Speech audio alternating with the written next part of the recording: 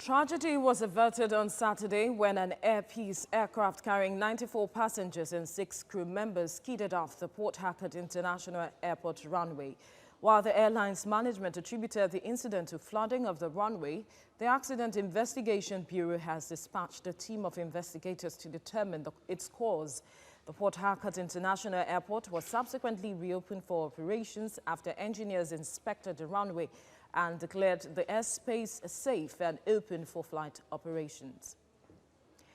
Aviation expert Dr. Dayo Kayode joins me now to discuss runway accidents and inclement weather. Thank you for joining us on TVC Breakfast. My pleasure. Good morning. Now, tell us, how does the weather, perhaps let's use the rain, since we're in the rainy season now, affect runways, stemming from the accident or incident that occurred in Port Harcourt? Yeah, you see, incidentally, we have meteorological services at the airport that always predict the weather condition for airlines, and the airlines are supposed to be collecting all this data, inclusive in their flight plan before taking off from an origin to a particular destination, so as to know how to direct the aircraft by the time they want to take off, during the flight, and then landing processes, you know. But the issue of that of Saturday was a big concern because of the flood of the runway.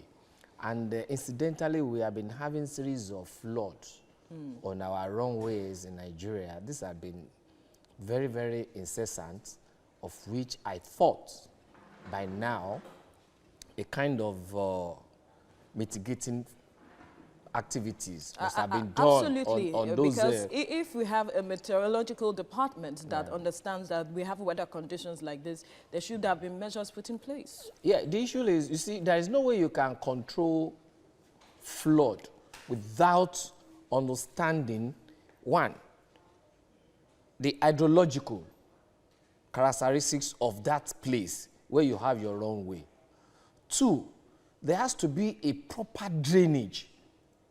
When you build your runway, you build proper drainage, that when rain is falling, all those water will be leaving the runway, even though we always have flooding during heavy rain all over the world. But then there are some mitigating factors that need to be put in place.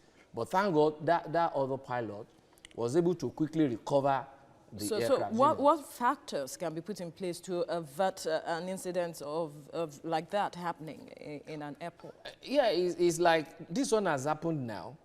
When you do the investigation, then you look at that runway. Why is it that we always have flood here? Then what can we do for us to be able to reduce this incessant flooding that we always have on our runways? You know, so that is what the Nigerian, the Federal Airport Authority of Nigeria should now look into by the time the AIB, Accident Investigation Bureau, brings out their report on the incident. All right, so looking forward now, does this mean that people cannot necessarily travel during the rains? Because from this, some persons might be scared to travel. No. That's not the issue. The thing is, it is always advisable for pilots, for airlines, to always ensure that they have their flight plan properly arranged before leaving the destination, which is inclusive of meteorological services forecast of the weather. Because when you don't know the weather, where you are going to, then you won't be able to plan ahead. I mean, aviation needs a lot of proactiveness. All right, a lot of proactiveness needed. Dr. Dayo Kayode, aviation expert, thank you for your time on TVC Breakfast. Pleasure.